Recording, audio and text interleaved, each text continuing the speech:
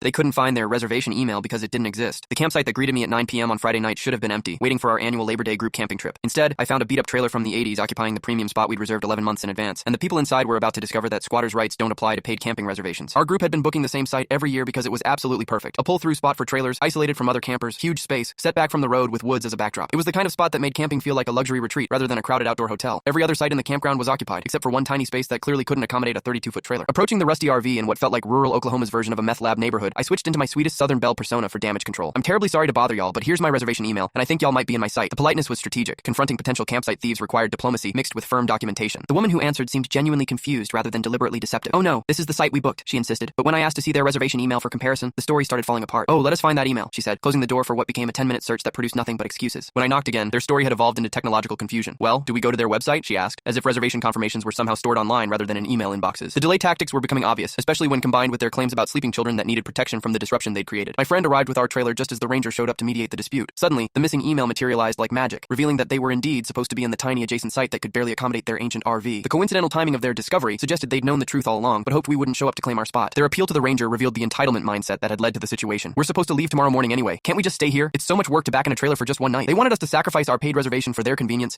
despite the fact that their poor planning wasn't our responsibility to solve. I offered a compromise that showed more generosity than they deserved. We'll find somewhere else tonight if you can be out by 7 a.m. tomorrow, so we can set up for our full day. But even this accommodation wasn't enough. They wanted to stay until the standard 11 a.m. checkout time, essentially stealing half our Saturday for their comfort. The ranger saw through their manipulation immediately and shut down their victim act. You need to go ahead and move tonight, he declared, pointing out that our group also had sleeping children, but wasn't trying to use them as shields for campsite theft. The authority figure's intervention ended their stalling tactics, though not their complaining. The 45 minutes it took them to relocate their trailer to the cramped adjacent site was filled with cursing and grumbling, as if we were the villains for claiming the space we'd legally reserved. Their struggle to fit into the tiny spot they should have booked originally provided a satisfying demonstration of why site selection matters and advanced planning pays off. The weekend that followed was punctuated by passive-aggressive commentary from our displaced neighbors. When one of their children screamed, "Why aren't we in the nice site anymore?" the grandmother's response was loud enough for the entire campground to hear. Well, those people over there took our site. The irony of calling legitimate reservation holders thieves while attempting actual campsite theft was apparently lost on them. Our group's traditional practice of sharing extra food with neighbors was suspended for obvious reasons. The same people who tried to steal our campsite weren't getting our premium steaks, regardless of how their off-leash dogs and unsupervised children were affecting the campground's peace and quiet. The final twist came when the younger woman from their group approached us with an apology that revealed the family dynamics behind the attempted theft. We told her it was a bad idea, but she wouldn't listen. She wanted the bigger site. She always tries to pull crap like this, she explained, showing that their campsite scam was part of a larger pattern of entitled behavior. The resolution validated everything we'd suspected about the situation. When we left Monday afternoon, well past the 11 a.m. checkout time they'd mentioned, our former neighbors were still occupying their assigned site with no signs of departure. Their claim about leaving Saturday morning had been just another lie designed to justify their attempted theft of our reservation. Sometimes standing up to entitled behavior requires documentation, persistence, and the willingness to involve authorities when people refuse to respect legal agreements. Our group's 11-month advance planning had earned us the premium campsite, and no amount of manipulation or victim playing could change that fundamental fact. The weekend taught everyone involved that camping reservations aren't suggestions to be ignored when better options become available. Campsite theft might seem like a victimless crime, but it's really just another form of stealing that honest campers shouldn't have to tolerate or accommodate.